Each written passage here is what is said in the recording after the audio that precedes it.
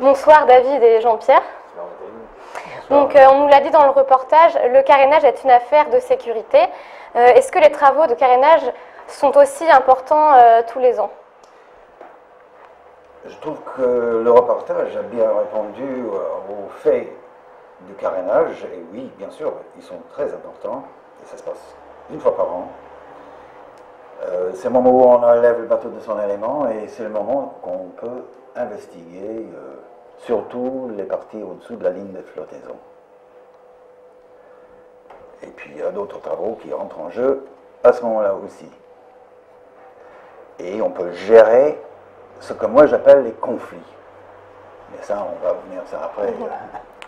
Donc nous avons vu que la Pauline était en bois, et donc ça pose aussi des problèmes particuliers. Enfin, oui, l'évolution des conflits, c'est ça. Je voudrais parler de mon arbre ici, que j'ai emmené, je ne sais pas si ça s'affiche sur l'écran, mais on voit bien que c'est une coupe d'arbre qui a 183 ans. C'est ancien, et évidemment, il n'est plus debout, il est maintenant un des mâts de la Pauline. Il a déjà vécu. Il a poussé très lentement en hauteur sur les Alpes, 1600 mètres d'altitude, qui fait que les cernes, qui délimitent chaque année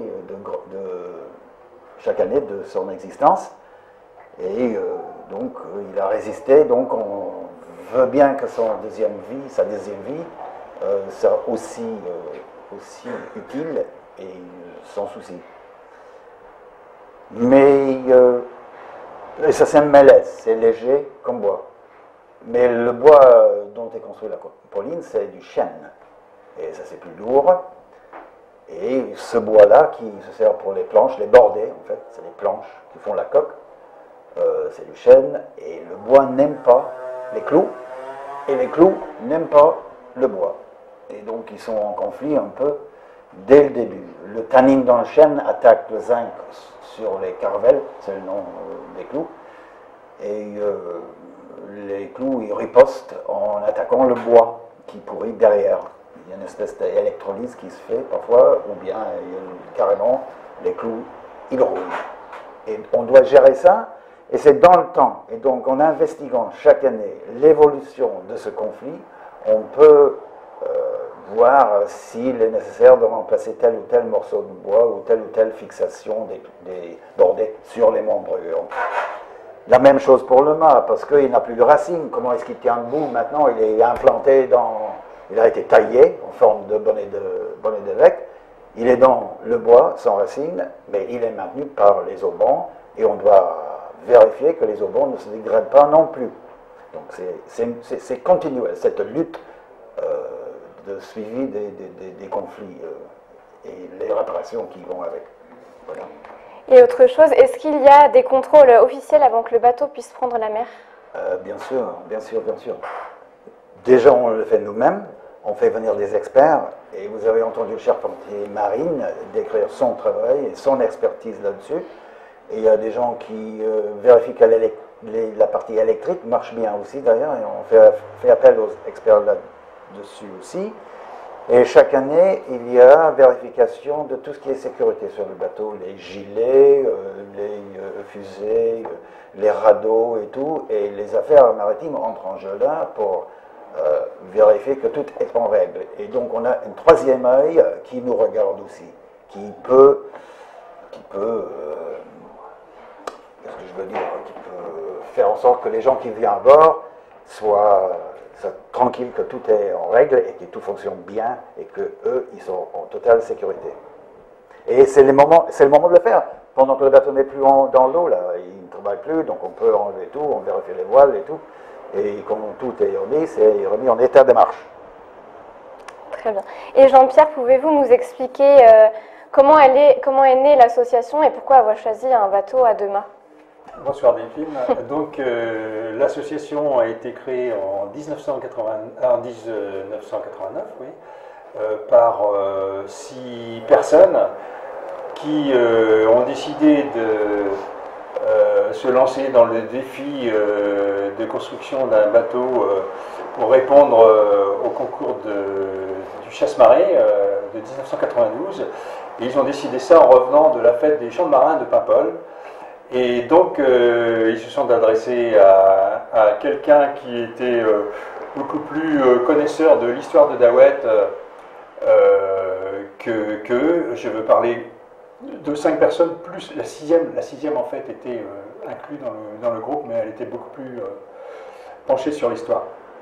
Et donc, la représentativité des bateaux de Daouet de l'époque, c'était des trois-mâts, des goélettes qui venaient dans le port, des bateaux qui faisaient du commerce côtier, qui étaient plus gros que la Pauline, et puis des bateaux du type Pauline qui étaient des bateaux de pêche, donc à 2 mâts, et qui étaient plus nombreux, et donc représentatifs de Daouet. En plus, ça a été à un coût moindre puisqu'ils étaient plus petits, donc ça faisait une diminution du coût de construction, de même qu'une diminution du coût de maintenance et d'entretien. C'est la raison du choix du Lougre La Pauline, un bateau de 2 mâts. Et donc en parlant d'entretien, justement, est-ce que ça coûte cher l'entretien d'un tel bateau? Alors l'entretien, il faut faire la distinction entre un entretien exceptionnel tel que celui qu'on a connu l'année dernière qui nous a coûté en gros 45 000 € et pour lequel on a demandé des subventions et on a fait un emprunt. Et puis l'entretien annuel courant qui est de l'ordre de 5 000 € par an. Donc, et qui inclut aussi bien le carénage, c'est-à-dire sortie de l'eau, séjour sur le quai au Légué ou à Daouet, s'il a lieu à Daouet, peinture, entretien des voiles, changement du cordage, etc. Enfin, travaux de charpente et autres courants. Et la Pauline reçoit aussi donc, des passagers à son bord pour des balades en mer. Et pourquoi avoir fait ce choix? Alors, en fait, au début de la création de l'association, évidemment, dans les statuts de l'association, il était prévu la construction des bateaux et il était prévu aussi l'exploitation à des fins culturelles, sociales, touristique, et puis sportive. Et donc, au début, on a exploité le bateau dans un but plus commercial que maintenant, c'est-à-dire qu'on avait un patron à bord, on vendait des sorties en fait.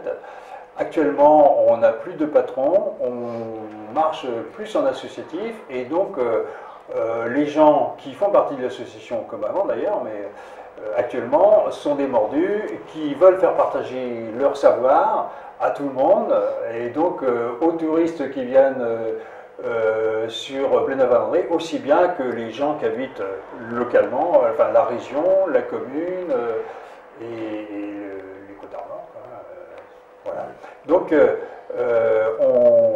tous les gens qui viennent sur le bateau sont des membres et participent ou non à l'exploitation et à la maintenance du bateau, mais quand ils viennent à bord, on leur demande effectivement de participer, on leur explique un petit peu comment fonctionne le bateau. Donc il n'y a pas de conditions particulières pour pouvoir adhérer à l'association? À part une condition physique qui pourrait empêcher de monter sur le bateau ou de se déplacer, non, il n'y a pas de condition particulière. On accepte aussi bien les seniors que les personnes actives, que les enfants à bord, à condition qu'ils soient avec leurs parents ou avec des moniteurs quand il s'agit de colonies de vacances, parce qu'on sort aussi des enfants de colonies de vacances. Il n'y a pas de condition particulière, tout le monde peut adhérer. Et on a donc un barème en fonction de l'âge des gens, s'ils sont étudiants ou pas. Et en plus, on demande une participation à la sortie. Tout ceci pour pouvoir maintenir le bateau, puisque tous les gens qui sont patrons ou équipiers sont des bénévoles et donc ne reçoivent aucune indemnité de la part de l'association. Très bien. Je vous remercie d'être venu sur le plateau de MJC TV. Merci à vous. Merci Delphine, merci à MJC. Des prochaines images de manœuvres et de sorties pour les fêtes locales sont prévues pour les émissions de mai et de juin.